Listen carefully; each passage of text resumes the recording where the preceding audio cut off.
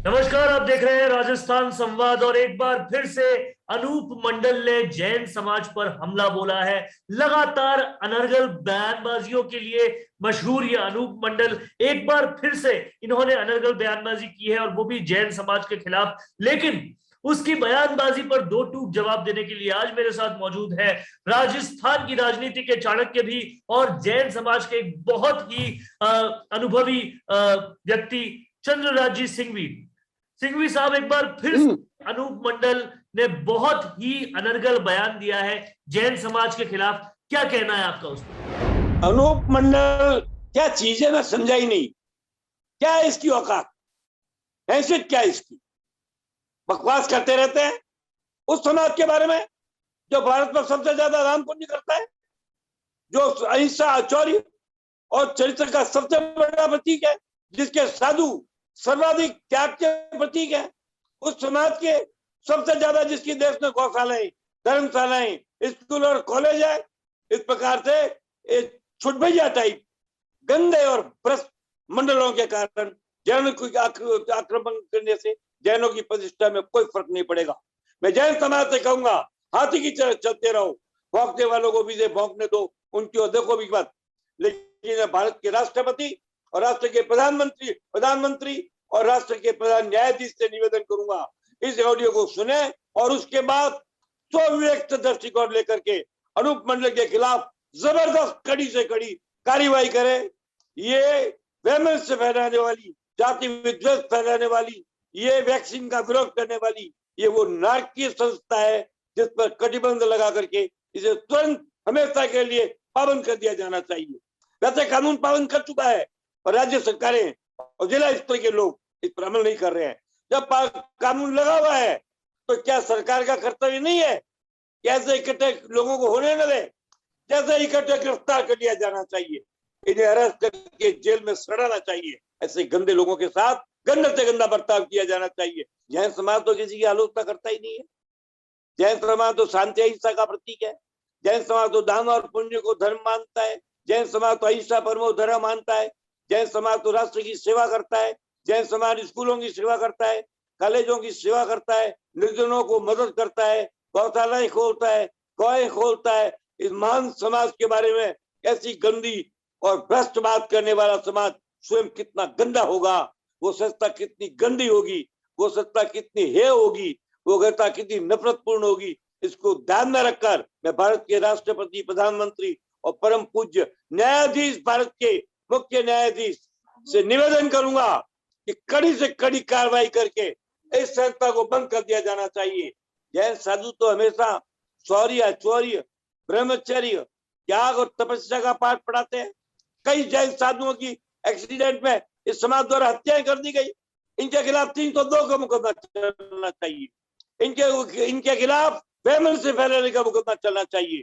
इनके खिलाफ घृणा फैलाने का चलना चाहिए। इनके खिलाफ नफरत फैलाने का मुकदमा चलना चाहिए। इतने मुकदमे चलने चाहिए कि मंडल का एक भी आदमी एक दिन भी जेल के बाहर न रहे। ये बहुत आवश्यक है। मैं परम आदरणीय राष्ट्रपति और प्रधानमंत्री नरेंद्र मोदी और राष्ट्र के सर्वोच्च न्यायाधीश माननीय रमन्ना साहब से करबद्ध निवेदन करूंगा कि इस संस्था को इस तरह से पाबंदित कर दो, इसका नामो निशान मिट जाए। जड़ मूल से इसका विनाश होना जरूरी है। जड़ मूल से इसका सत्यानाश होना जरूरी है। इसके लिए जरूरत पड़ी तो न्यायालय में जाएंगे, सुप्रीम कोर्ट में जाएंगे, मगर ऐसे गंदे लोगों की गंदी हरकत और गंदी जमात से गंदी बोलने वाले लोगों को, इनकी जबान को सील किया जाएगा, रोक दिया जाएगा, समझा दिया जाएगा। सर, वो जैन समाज जो लगातार पूरे देश की आर्थिक रूप से सबसे ज्यादा मदद करता आया है, नौकरी देने में, रोजगार देने में, हर चीज में, गाली गलौज तो बहुत दूर की बात है, इस जैन समाज ने कभी आलोचना भी नहीं की किसी चीज की। शांत रहकर सबसे आगे बढ़ने में सबसे आगे रहता है जैन समाज। लेकिन उसके खिलाफ एक बार नहीं, लगातार बार बार अनर्गल बयानबाजी ये अनूप मंडल के तत्व करते आए हैं। इनको मोटिवेट कौन करता है? क्या वो ताकत है जिसकी वजह से ये अभी तक चल रहे हैं? क्यों इनको जड़ से खत्म नहीं किया जाता? मैं आपसे यही कहना चाहता हूं, अगर जैन समाज ने देश के लिए इतना किया तो आपको जानकर गर्व होगा। महात्मा गांधी ने जैन राजचंद्र को गुरु माना था। आज तक देश का कोई प्रधानमंत्री ऐसा नहीं हुआ, कोई मुख्यमंत्री ऐसा नहीं हुआ जिसने जाकर जैन साधुओं का आशीर्वाद न लिया हो। जैन साधुओं के सामने, तरुण स्वामी के सामने मिलिट्री जाकर के खड़ी हुई थी। आज तक जैनों का सम्मान मिला है, हमें किसी समाज से कोई शिकायत नहीं है।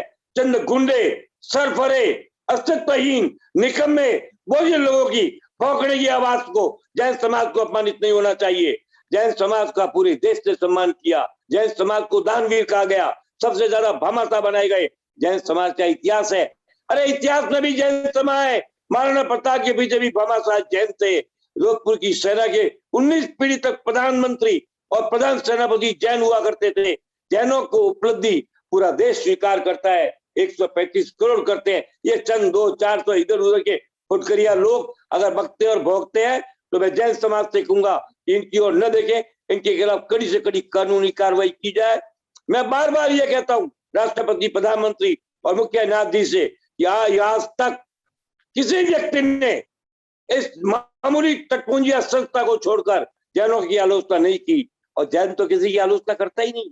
जैन तो समर्पणवादी आदमी है, दान पुण्य करता है, धर्मादा करता है, चैरिटी करता है, अनाथालय चलाता है, स्कूलें चलाता है, कॉलेज चलाता है। उस समाज की आलोचना करने वाले कितने दस्त, दुष्ट, नीच व्यक्ति होंगे, ये आज मेरा वीडियो सुनकर पूरे देश की जनता समझ ले। इनके खिलाफ बोलना भी अपनी बेइज्जती है, इनके खिलाफ बोलना अपनी जबान को गंदा करना है। ऐसे गंदे लोगों पर तो थूकने को जी चाहता है, बोलना तो बहुत दूर की बात है। एक मामूली संस्था बना ली, चंद गुंडे मिल गए और बकबक करने लग गए, ब्लैकमेल करना चाहते। इनके खिलाफ ब्लैकमेलिंग का भी केस बनना चाहिए, 420 और चीटिंग का केस बनना चाहिए, देशद्रोह और अपराध का केस बनना चाहिए, देश में विभाजन करने का केस बनना चाहिए, जातीय अविश्वास और घृणा फैलाने का केस बनना चाहिए। इनके खिलाफ 100 मुकदमे बनने चाहिए, तो आगे से जवान उठाए, क्योंकि जैन साधु तो कुछ करते ही नहीं, नंगे पांव चलते हैं सड़क पर। कितने साधुओं की किस प्रकार से एक्सीडेंटल डेथ हुई है, इसके लिए सीबीआई की इंक्वायरी होनी चाहिए, पूरी जांच होनी चाहिए। और मैं राजस्थान के मुख्यमंत्री अशोक से भी कहूंगा इस बारे में कड़ा कदम उठाए, कड़ा से कड़ा कदम उठाए।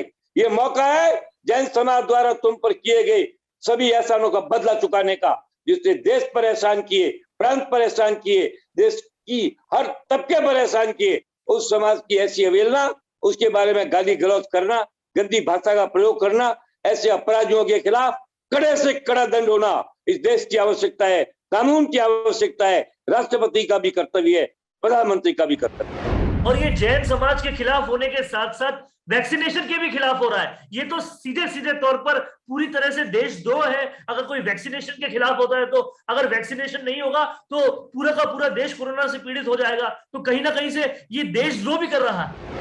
देशद्रोह का अपराध चलना ही चाहिए, और बता दूं इतना कड़ा चलना चाहिए, राष्ट्रद्रोह का अपराध चलना चाहिए। राष्ट्र की एक नीति का विरोध कर रहे हैं, प्रधानमंत्री की घोषणा का विरोध कर रहे हैं, 150 करोड़ को लेकर वैक्सीन पर धूल डाल रहे हैं। ऐसे निकृष्ट लोगों को जितनी कड़ी से कड़ी सजा दी जाए, मैं कहता हूं वो कम होगी, उसकी पूर्ति हो ही नहीं सकती। ऐसे देशद्रोहियों के खिलाफ कड़ी कार्रवाई राष्ट्रपति करे। मैं चाहता हूं मेरे इस वीडियो को मेरी रिट मान करके परम आदरणीय भारत के मुख्य न्यायाधीश रमन्ना साहब इस पर एक्शन ले। मैं इस वीडियो के प्रति सारे सुप्रीम कोर्ट के मुख्य न्यायाधीश को भी भेजूंगा और राजस्थान के न्यायाधीश को भी भेजूंगा। मैं उनसे यही कहूंगा, न्याय, इंसाफ और न्याय की जरूरत है कि ऐसे समाज का अपमान करने वालों के खिलाफ सरकार और कानून कड़ी से कड़ी कार्रवाई। तो यह है चंद्रराज सिंघवी, जिन्होंने अनूप मंडल के खिलाफ सीधा सीधा सुप्रीम कोर्ट के न्यायाधीश, प्रधानमंत्री और राष्ट्रपति से अपील की है कि अब ऐसे तत्वों के खिलाफ अगर कार्रवाई नहीं होगी तो फिर कभी नहीं हो सकती। ऐसी कार्रवाई करनी चाहिए कि पूरा समाज याद रखे कि इस तरह से जो हेट स्पीच देते हैं उनके खिलाफ भरसक कार्रवाई होनी चाहिए। बहुत बहुत धन्यवाद सर हमारे साथ जुड़ने के लिए। अपने इंटरव्यू के जरिए लोगों को अपने और अपने काम के बारे में बताने से बेहतर और कोई तरीका नहीं हो सकता। और वो इंटरव्यू अगर ऐसे चैनल पर हो जिसमें प्रदेश के 2,70,000 से भी ज्यादा लोग सब्सक्राइबर्स हो, तो आपकी आवाज को बुलंद होने से कोई नहीं रोक सकता। इसी के साथ उसी इंटरव्यू को हम लाखों की रीच और 3 लाख से भी ज्यादा फॉलोअर्स वाले राजस्थान संवाद के फेसबुक पेज पर भी प्रसारित करेंगे। इसके अलावा फेसबुक के कई ग्रुप्स के जरिए वो इंटरव्यू लगभग 50 लाख लोगों तक जाएगा। प्रोफेशनल न्यूज रूम और प्रोफेशनल एंकर के साथ state of the art studio में लिया जाएगा आपका इंटरव्यू। और जैसा कि आप सभी जानते हैं कि सैटेलाइट चैनल्स को टीवी पर देखना अब लोगों ने लगभग बंद कर दिया है और उन्हें भी YouTube या Facebook पर ही देखा जा रहा है। तो इससे बेहतर क्यों ना आपका प्रचार एक डिजिटल चैनल पर ही हो, जहां पर आप ज्यादा से ज्यादा लोगों तक भी पहुंच पाए और जो सिर्फ आपके बारे में बात करे, किसी और मुद्दे के बारे में नहीं। तो राजनीतिक रूप से आपको छाना हो या फिर अपने बिजनेस को बढ़ाना हो, करवाइए अपना इंटरव्यू और पहुंचाइए अपना नाम लाखों करोड़ों लोगों तक।